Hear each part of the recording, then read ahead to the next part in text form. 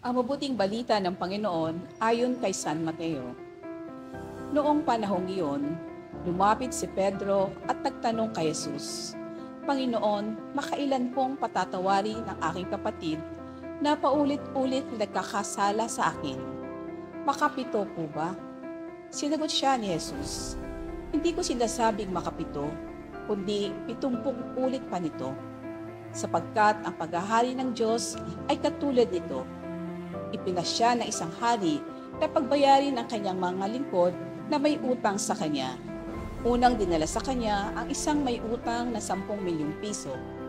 Dahil sa siya'y walang ibayad, inutos ng hari na ipagbili siya.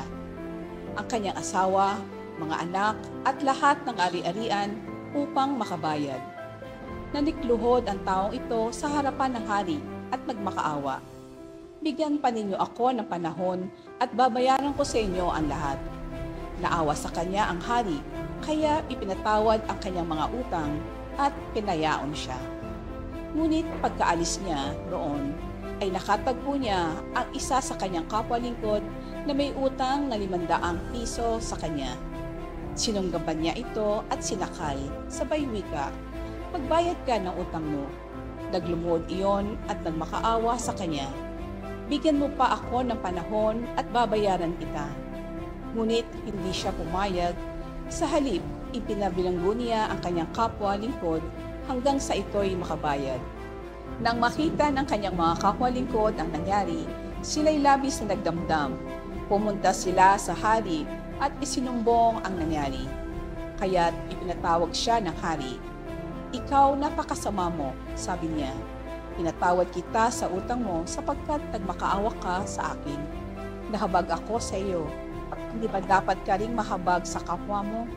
Sa galit ng hari, siya'y ipinabilanggo hanggang sa mabayaran niya ang kanyang utang.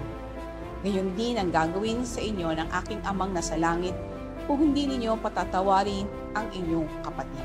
Pagkatapos sabihin ni Jesus sa mga bagay na ito, siya'y umalis sa Galilea at nagtungo sa lupain ng Judea sa kabila ng Ilog Jordan. Ang mabuting balita ng Panginoon. Sa ating buhay ay marami tayong nagiging pagkukulang sa ating kapwa at sa ating Panginoong Diyos. Marami tayong nagagawang pagkakamalisa na hindi natin alam na nakakasakit na tayo ng dami ng iba. Sa ganitong pagkakataon, dapat tayong matutong humingi ng tawad sa ating mga nasaktan at sa ating Panginoon. At dapat marunong din tayo magpatawad sa mga taong nagkasala sa atin. May kasabihan na kung ang Diyos ay nagpatawad, tayo pa kaya ng mga tao lamang? Nawa ang mga karanasan natin ng pagpapatawad mula sa Diyos ay magsilbing inspirasyon upang tayo ay maging mahabagin at mapagpatawad sa ating mga kapwa na nagkasala sa atin.